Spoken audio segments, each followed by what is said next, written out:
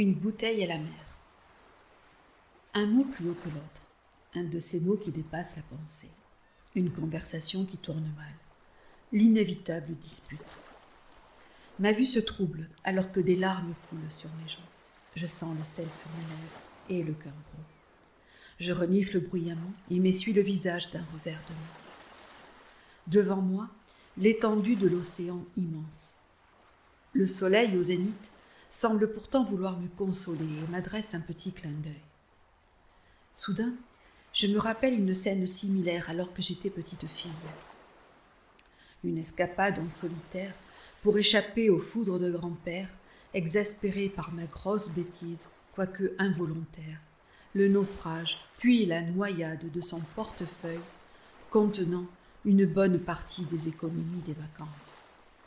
Les cris, les siens, les miens, ceux de mamie affolée, une sanction qui promettait d'être sévère, et la peur d'avoir mal fait.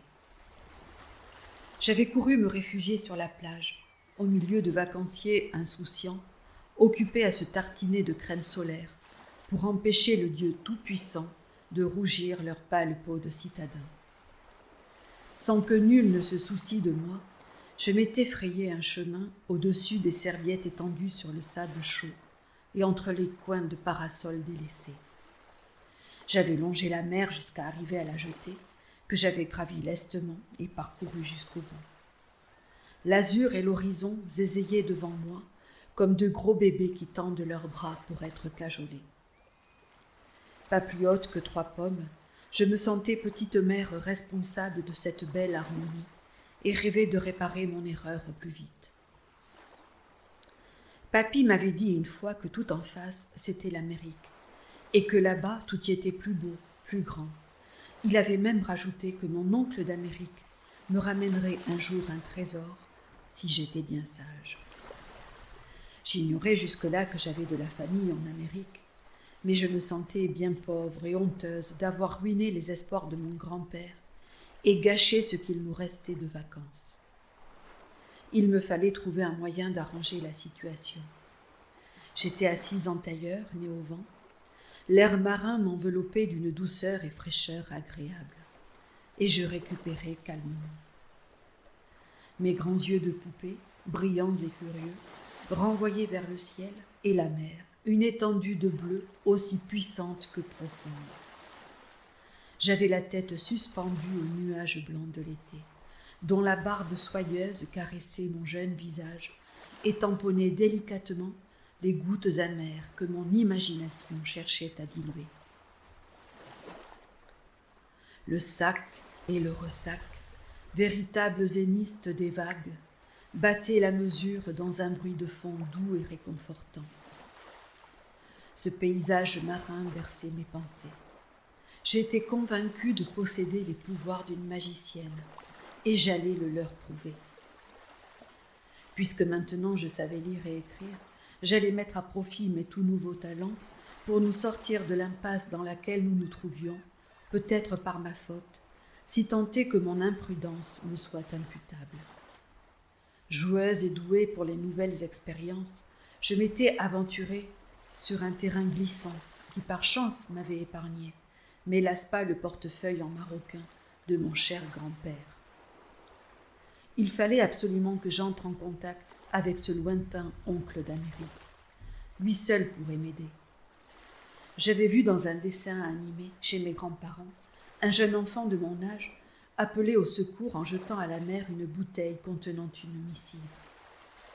Comme lui, j'allais me munir de tout l'attirail nécessaire et rédiger à l'intention de mon éloigné parent la plus belle des lettres. Je m'étais décidée à rentrer en douce chez nous à l'heure où les adultes sont occupés à de multiples tâches. Personne n'avait fait attention à moi. Connaissant les moindres cachettes secrètes de papy et mamie, j'avais pu subtiliser une bouteille en verre et son bouchon, une belle feuille de papier et un crayon bien aiguisé. Ainsi armée, je pensais mettre toutes les chances de mon côté pour que les vacances ne prennent pas une tournure désagréable et ne soient pas écourtées.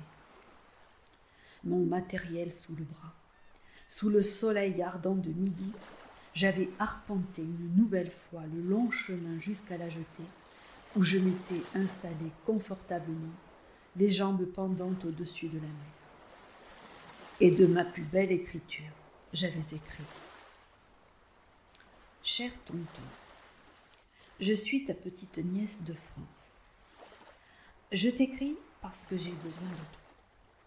Papy m'a dit que tu peux m'aider car tu es riche et j'ai été très sage. Papy a perdu son portefeuille avec tout son argent. Il était en colère et moi j'ai pleuré. Je ne veux pas rentrer à la maison. Je veux rester ici jusqu'à la fin des vacances. Est-ce que tu pourrais m'envoyer un bout de trésor pour finir l'été à la mer?